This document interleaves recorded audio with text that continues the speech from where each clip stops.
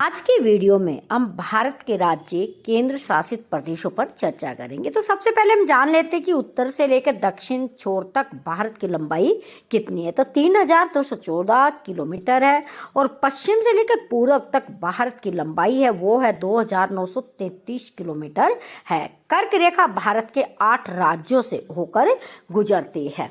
अब हम बात करते हैं कि भारत की जो स्थलीय सीमा है वो 15,200 है और भारत की जो तटीय सीमा समुद्री सीमा है वो 7,516.6 किलोमीटर है।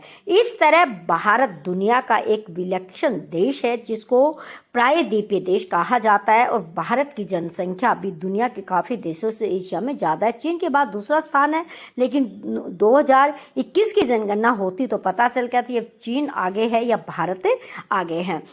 तो ये छोटे छोटे प्रश्न जानने बच्चों के लिए बहुत ज़्यादा जरूरी होती है। कर्क रेखा भारत के किन राज्यों से होकर गुजरती है और कौन से, ये सारे हम इस वीडियो में एक्सप्लेन है। डॉक्टर सुरेश कुमारी चैनल पर आपका स्वागत है। आज हम चर्चा करेंगे राजनीति विज्ञान के विषय केंद्र शासित प्रदेश और राज्यों का संविधान में किस तरीके से प्रावधान किया गया है।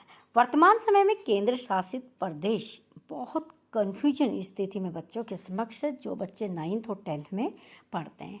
अब जिस तरीके से जम्मू कश्मीर और लद्दाख को बनाया गया उसी के साथ संख्या 9, 8 ये बहुत ज़्यादा कन्फ्यूजन है। तो चलिए हम सबसे पहले केंद्र शासित प्रदेश और राज्यों के जो इतिहास है उस पर चर्चा करते हैं। केंद्र शासित प्रदेश या संघ राज्य क्षेत्र या संघ क्षेत्र भारत के संघीय प्रशासनिक ढांचे की एक उपराष्ट्रीय प्रशासनिक इकाई है। ये संवैधानिक भाषा है। भारत के राज्यों की अपनी चुनी हुई सरकारें होती है, लेकिन केंद्र शासित प्रदेशों में सीधे सीधे भारत सरकार का शासन होता है। भारत का राष्ट्रपति हर केंद्र शासित प्रदेश का एक सरकारी प्रशासक या उपराज्यपाल नॉमिनेट किया जाता है।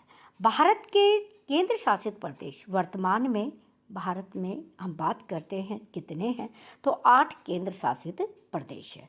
भारत की राजधानी नई दिल्ली, जो कि दिल्ली नामक केंद्र शासित प्रदेश भी था, और पुडुचेरी ये आंशिक राज्य का दर्जा प्राप्त है। यहाँ पे हमें ध्यान देने की ज़रूरत है कि जो भारत के अंदर केंद्र शासित प्रदेश है उनके अंदर ये क्या है हमारे कि 2 राज्य जो है ये हमारे अलग है, जिनमें हम ये कह सकते हैं कि दिल्ली और पुडुचेरी जो ऐसे जिनके पास अपनी सरकारें भी है, लेकिन सरकारों के पास भी पूर्ण रूप से इनका अपना कोई अधिकार नहीं है।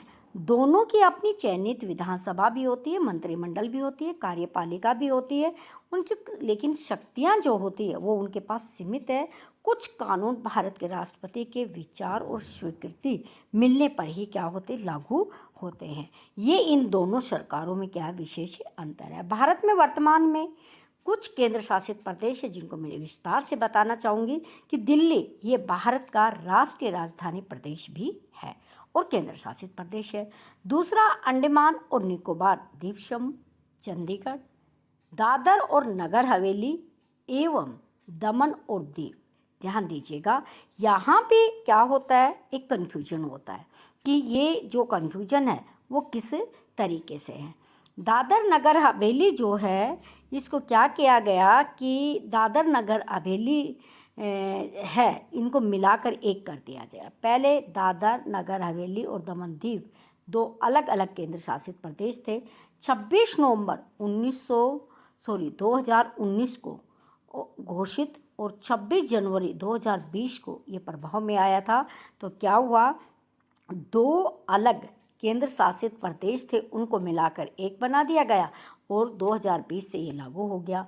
तो आगे चल के चर्चा करेंगे किस तरह 9 केंद्र शासित प्रदेश होने थे और 7 रहे। एक लक्षद्वीप, ये भी हमारा केंद्र शासित प्रदेश है। पुडुचेरी, ये जो अभी हम चर्चा की थी, दिल्ली और पुडुचेरी सेम कंडीशन में है।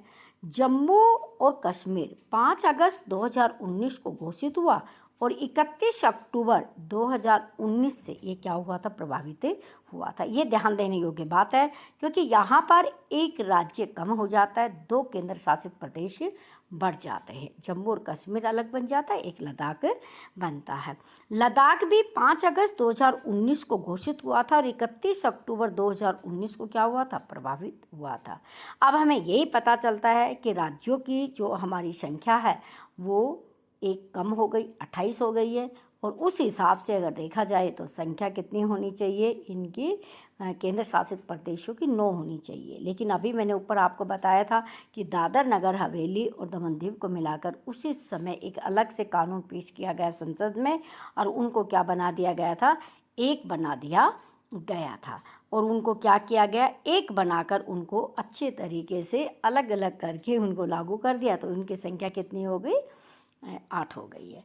अब हम चर्चा करते हैं कि 1951 से और 1956 में भारत के प्रशासनिक जो प्रभाग थे वो किस तरीके से अलग थे, क्योंकि नवंबर 2019 तक जम्मू और कश्मीर के ज़िले और लद्दाख के ज़िलों की जो सूची थी वो भी क्या थी, अलग अलग थी। और किस तरीके से इस चीज़ को अपनाया गया, 1949 में जब भारत का संविधान अपनाया गया तो भारतीय संघीय ढांचे में ये चीज़ें शामिल थी। ये मैं बताना चाहूँगी क्यों, क्योंकि 3 तरह के राज्य थे और 3 तरह के राज्य कौन से थे, आयुक्तों के प्रांत थे और कुछ रियासत थी। प्रत्येक शासन भारत के राष्ट्रपति के द्वारा उस समय क्या थे, संचालित होते थे।